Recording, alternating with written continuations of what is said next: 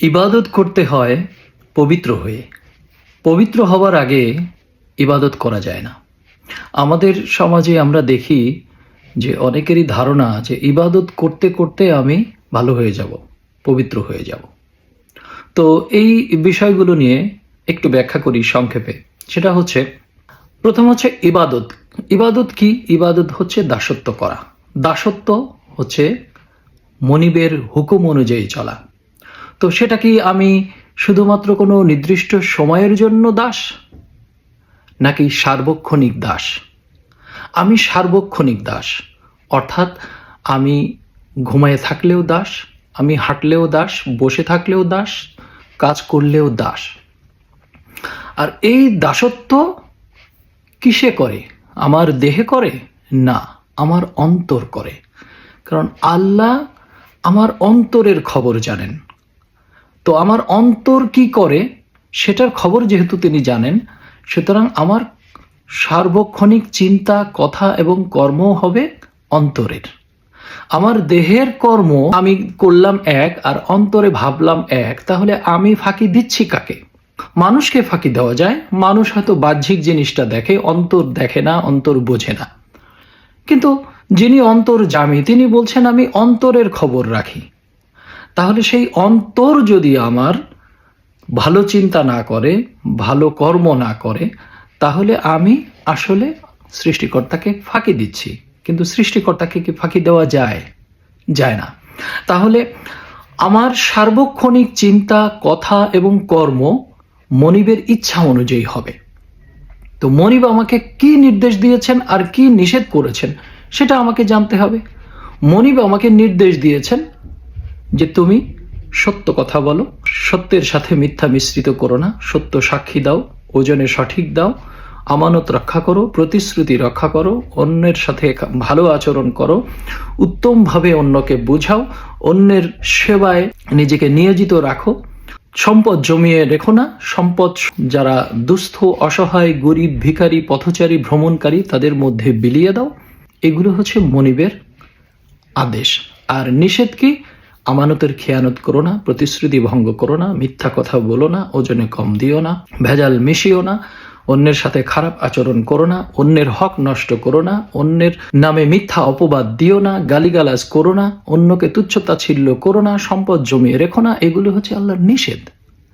তাহলে এই আদেশ এবং নিষেধ আমি মানব কখন? সকালে, দুপুরে, বিকালে, সন্ধ্যায়, রাতে, যেভাবে আমরা নামাজকে ভাগ করেছি এভাবে, নাকি সার্বক্ষণিক? স্রষ্টা যেহেতু সার্বক্ষণিক আমাকে দেখেন, জানেন এবং বোঝেন, তাহলে সার্বক্ষণিক আমার স্রষ্টার আদেশে থাকতে হবে অন্তর থেকে। আর এই অন্তরকে পবিত্র করতে হয়, তারপর হচ্ছে দাসত্বে পরিণত হতে হয়। তো অন্তর পবিত্র করব কিভাবে? আমরা এই যে অজু করি, আমি হাত ধুই, কিন্তু হাত পানি দিয়ে ধুই বটে, কিন্তু আমার এই হাত তো অপকর্ম ছাড়ে না। আমি আমার মুখমণ্ডল ধুই, কিন্তু আমার মুখ তো অপকর্ম, অসৎ চিন্তা, ষড়যন্ত্র, ছলনা, প্রতারণা, মিথ্যা, প্রতিশ্রুতি ভঙ্গ এগুলো থেকে ফেরে না। আমি আমার পাও ধুই, কিন্তু সেই পাও তো অন্যায়, অপকর্মের পথ থেকে সরে আসে না। আমি আমার মাথা মাসে করি, কিন্তু আমার মাথা থেকে তো দুশ্চিন্তা যায় না। আমার মাথার মধ্যে তো ষড়যন্ত্র, কুমন্ত্রণা এবং অন্যের সম্পদ দখল করার যে বাসনা এবং প্রচেষ্টা সেটা তো ফেরে না। আমি আমার কান মাসে করি, আমার কান দিয়ে তো অপকর্ম, অশ্লীল অশ্রাব্য কথা শোনা বন্ধ করছে না, অন্যের সমালোচনা শোনা বন্ধ করছে না। আমি এই যে মুখে পানি দিয়ে কুলি করি, আমার মুখ থেকে যদি মিথ্যা কথা বের হয়, অন্যের নামে অপবাদ বের হয়, অন্যের নামে গালাগালি বের হয়, অন্যকে ব্যঙ্গ করা বের হয়, তাহলে আমি হাত, মুখ, পাও, মাথা ধুয়ে কি করলাম? এটার মূল শিক্ষাটাই হচ্ছে আপনার হাত দ্বারা সৎকর্ম করবে, আপনার মুখ দ্বারা সৎ কথা বলবে, সুন্দর কথা বলবে, আপনার মাথা দ্বারা সর্বদা সৎ, সহজ, সঠিক এবং সুচিন্তা করবে, আপনার পাও দ্বারা সবসময় আল্লাহর নির্দেশিত সরল পথে চলবে। এর নাম হচ্ছে অজু। কিন্তু সেটা না করে আমরা সারা জীবন হাত মুখ পাও ধুয়ে গেলাম, কিন্তু অপকর্ম কোনোটাই ছাড়লাম না, তাহলে আমি পবিত্র হলাম না। পরিষ্কার হওয়া আর পবিত্র হওয়া এক জিনিস নয়। যদি আমি হাত মুখ ধুই তাহলে আমি পরিষ্কার হই, কিন্তু পবিত্র কি হই? পবিত্র হতে হয় অন্তর থেকে। এই শয়তানের যত প্রকার অপকর্ম আছে, লোভ, হিংসা, অহংকার, কামনা, রাগ, এইগুলোকে সরাতে হয়। সকল প্রকার অপকর্ম থেকে ফিরতে হয়, তবে সেই অন্তর পবিত্র হয়। আর সেই পবিত্র হওয়ার পর আল্লাহর দাসত্ব মেনে নিতে হয়, যে আমি আপনার হুকুমের বাইরে যাব না, যা আদেশ করেছেন তা করব, যা নিষেধ করেছেন তা করব না। এই হচ্ছে ইবাদত।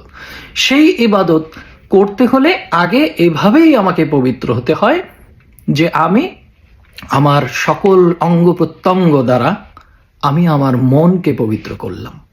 অঙ্গ প্রত্যঙ্গ ধোয়া এটা বাহ্যিক, এটা একটা সিম্বলিক ব্যাপার, কিন্তু মূল ব্যাপার অন্তর। ওই যে বললাম, সৎকর্ম, ইবাদত এটা অন্তর থেকে হয়। সেই অন্তরকে পবিত্র রাখতে হলে আমরা এই সিম্বলিক কিছু হাত মুখ পাও ধোয়ার মধ্যে দিয়ে সেটা করি। এই অন্তর পবিত্র করে আমি দাসত্ব করব। এই দাসত্বের মধ্যে দিয়েই আমাকে পবিত্র অবস্থায় থাকতে হবে সার্বক্ষণিক। তো যখন আমি আমার অন্তরকে পবিত্র করি, তখন আমার পোশাক ছেঁড়া থাকুক, অল্প থাকুক কিংবা নাই থাকুক, সেটা সমস্যা নয়। আমার পোশাক স্বল্প হোক আর অল্প হোক আর নাই হোক, ছেঁড়া হোক আর ভালো হোক, আমার অন্তর কিন্তু বদলাবে না। একইভাবে আমি সকালে, দুপুরে, বিকালে, সন্ধ্যায়, রাত্রে, ঘুমানো অবস্থায়, ঘুম থেকে জাগার পরে, চলতে চলতে, হাঁটতে হাঁটতে, সার্বক্ষণিক আমি আল্লাহর হুকুমের মধ্যে থাকব। অর্থাৎ একটা মানুষ, সে সবসময় সত্য কথা বলবে, তার জন্য কি তার অজু করে বসা লাগবে? অর্থাৎ হাত মুখ ধুয়ে বসা লাগবে? একটা মানুষ সবসময় সৎচিন্তা করবে, তার জন্য কি তার পাগড়ি, জুব্বা, হিজাব এগুলো পরা লাগবে? একটা মানুষ সবসময় মানুষের সেবা করবে, তার জন্য কি তার মসজিদ, মন্দির, গির্জায় যেয়ে পড়ে থাকতে হবে? একটা মানুষ সব সময় সে সম্পদের লোভ করবে না, হিংসা করবে না, অহংকার করবে না, এর জন্য কি তাকে কোনো অনুষ্ঠান করতে হবে? সে সব সময়ই পারে নিজেকে লোভ, হিংসা, কামনা, অহংকার থেকে মুক্ত রাখতে। তো সেটা না করে আমরা এমন একটা অনুষ্ঠান বানিয়ে নিয়েছি সব কিছুতে, যে এই অনুষ্ঠান আমাদের মূল সত্য থেকে দূরে সরিয়ে দিয়েছে। আমরা অনুষ্ঠান পালন করি আর মনে করি যে আমার ইবাদতের দায়িত্ব শেষ। ফজরে উঠে আমি নামাজ পড়লাম, আমার সকালের ইবাদত শেষ। আবার দুপুর পর্যন্ত, এই ফজর থেকে জোহর অর্থাৎ ভোর থেকে দুপুর পর্যন্ত এই সময়ের মাঝখানে আমি কি করলাম? ওজনে কম দিলাম, ভেজাল মিশাইলাম, ফাঁকি দিলাম, ষড়যন্ত্র করলাম, কুমন্ত্রণা দিলাম, আত্মসাৎ করলাম। তাহলে আমি আল্লাহর হুকুমের মধ্যে থাকলাম কই? তো এই অনুষ্ঠান আমাদেরকে মূল থেকে আসলে এভাবেই দূরে সরিয়ে রেখেছে। অনুষ্ঠান আপনি পালন করেন, কোনো সমস্যা নাই, কিন্তু অনুষ্ঠান করে যদি আপনি মূল থেকে সরে যান, তাহলে অনুষ্ঠান সমস্যা। কারণ আল্লাহ বলেছেন, ইন্না সলাতা তানহা আনিল ফাহশাইল মুনকার, নিশ্চয়ই সলাত সকল অপকর্ম থেকে ফেরায়। তো সকল অপকর্ম থেকে যদি আমাকে ফেরায়, তাহলে আমি সলাতে থাকি। এই যে আমাদের প্রচলিত একটা কথা আছে, মোল্লারা অনেক সময় বলে যে আপনি যা খুশি করেন, খালি নামাজ ঠিক মতো পড়েন। আসলে এটার একটা অন্তর্নিহিত তাৎপর্য আছে, সেটা আমরা ভুলে গেছি। সেটা হচ্ছে যে, ধরুন আপনাকে বলা হলো যা খুশি করেন, শুধু সালাত করেন। তার মানে হচ্ছে আপনি সলাতে যদি থাকেন, আপনি যদি সালাত করেন, তাহলে তো আপনি মিথ্যা বলতে পারবেন না। আপনি যদি সালাত করেন, তাহলে তো আপনি লোভ করতে পারবেন না। আপনি যদি সালাত করেন, তাহলে তো আপনি অহংকার করতে পারবেন না। আপনি যদি সালাত করেন, তাহলে তো আপনি সম্পদ জমিয়ে রাখতে পারবেন না। তাহলে সালাত করা মানেই হচ্ছে এই সকল অপকর্ম থেকে, সকল শয়তানের ধোঁকা, ষড়যন্ত্র, কুমন্ত্রণা এবং কামনা থেকে দূরে থাকা। ঠিক যদি বলা হয় আপনাকে যে আপনার যা খুশি খান, খালি মুখটা বন্ধ রাখেন, তো এখন মুখ যদি বন্ধ থাকে, আপনি খাবেন কি করে? সালাত এর কথাটা ঠিক এরকম যে যা খুশি করেন শুধু সালাত করেন। তার মানে হচ্ছে আপনি যা খুশি খান, মুখ বন্ধ রাখেন। সালাত হচ্ছে এমন, আপনি সালাত করবেন মানে যা খুশি তা আর করতে পারবেন না। কারণ সালাতের মধ্যে ঢুকতে হলে আগে আপনার পবিত্র হতে হবে, তারপর আপনার দাসত্ব মেনে নিতে হবে। তো পবিত্র হওয়া মানে হচ্ছে আমি আমার অন্তর থেকে, আমার মাথা থেকে, আমার সকল প্রকার কুচিন্তা, কুমন্ত্রণা, ষড়যন্ত্র, লোভ, হিংসা, অহংকার, কামনা, বাসনা যা কিছু আছে সব আমাকে সরায়ে পবিত্র হতে হবে।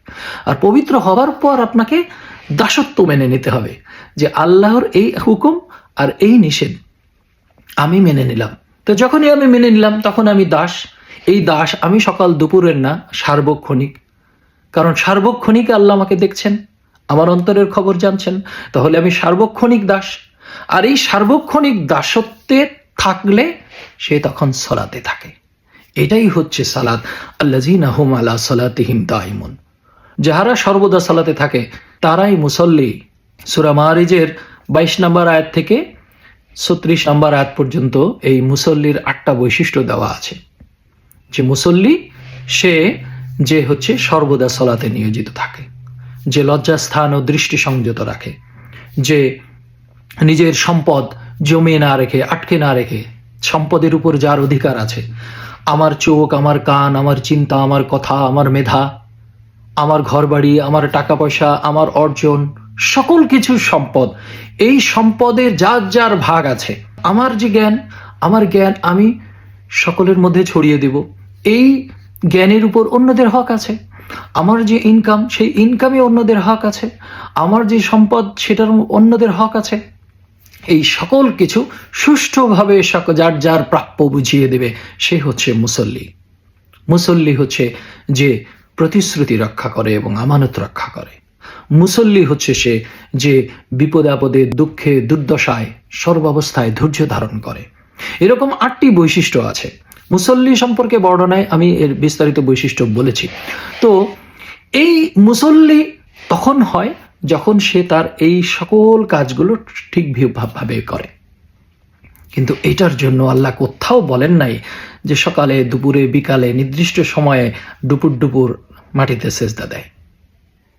সেজদার বাংলা অর্থ হচ্ছে আত্মসমর্পণ। ইবাদতের বাংলা অর্থ হচ্ছে দাসত্ব করা। আর অজুর যদি আমি বাংলা অর্থ করি, অজুর বাংলা অর্থ কি আমি জানি না। কেউ জানেন কিনা?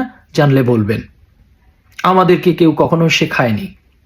তবে অজুর আবিধানিক যে অর্থ, সেটা হচ্ছে নিজেকে পবিত্র করা। আর সেই পবিত্র হয় হচ্ছে অন্তর পরিশুদ্ধ করে। তো এই সব কিছু হিসাব করলে দেখা যায় যে আমরা ইবাদত করে পবিত্র হব না, পবিত্র আগে হব, তারপর ইবাদত করব। আর পবিত্র হওয়া মানে হাত পাও ধোয়া নয়, অন্তর পরিশুদ্ধ করা। আর ইবাদত মানে শুধু নামাজ, রোজা, হজ, যাকাত নয়। ইবাদত মানে হচ্ছে সার্বক্ষণিক আল্লাহর দাসত্ব মেনে সে অনুযায়ী চলা। এই হচ্ছে মূল কথা। এর মধ্যে আর দ্বিতীয় কোনো কথা নাই। কিন্তু সেই দ্বিতীয় কথা বলতে যে আমরা যেটা করেছি, যে যদি কোরআন মানি তাহলে নামাজ পড়বো কেমনে? তাহলে দেখুন এই কথার মধ্যেই সত্য লুকিয়ে, যে কোরআন মানলে এরা নামাজ পড়তে পারে না। অথচ আল্লাহ বলেছেন আমি কোরআন দিয়েছি তোমাদের সকল কিছু ফয়সালা করার জন্য। তো আমি কোরআন মানলে নামাজ পড়তে পারবো না, তাহলে আমি কোরআন মানবো না কিন্তু নামাজ পড়বো। ব্যাপারটা এরকম। সেটাই প্রতিষ্ঠা করতে যে এই আমাদের সমাজে তথাকথিত ডিগ্রিধারী আলেম, তারা এই অপপ্রচার ছড়িয়েছে। অথচ আল্লাহ বলেছেন সার্বক্ষণিক সালাতে থাকো। সালাত তোমাকে ধৈর্য ধারণ করতে শেখাবে। সালাতের মাধ্যমে তুমি অন্তরকে পবিত্র রাখবে। সালাতে থাকা মানে হচ্ছে সকল অপকর্ম থেকে তুমি ফিরে থাকবে। সালাত মানে হচ্ছে তুমি সর্বদা অন্যের কল্যাণে থাকবে। সালাত মানে হচ্ছে তুমি তোমার মন, চিন্তা এবং চেতনাকে সার্বক্ষণিক আল্লাহর, স্রষ্টার ভালো লাগার, ভালোবাসার যে কর্ম, আল্লাহর পছন্দের যে কর্ম, সেগুলো করবে। তার এই সব কিছু করতে যেই আমাদের দরকার হচ্ছে প্রথমে পবিত্র হওয়া। পবিত্র হলেই তারপরে হচ্ছে দাসত্ব করব। দাসত্ব করা মানেই ইবাদত। ধন্যবাদ।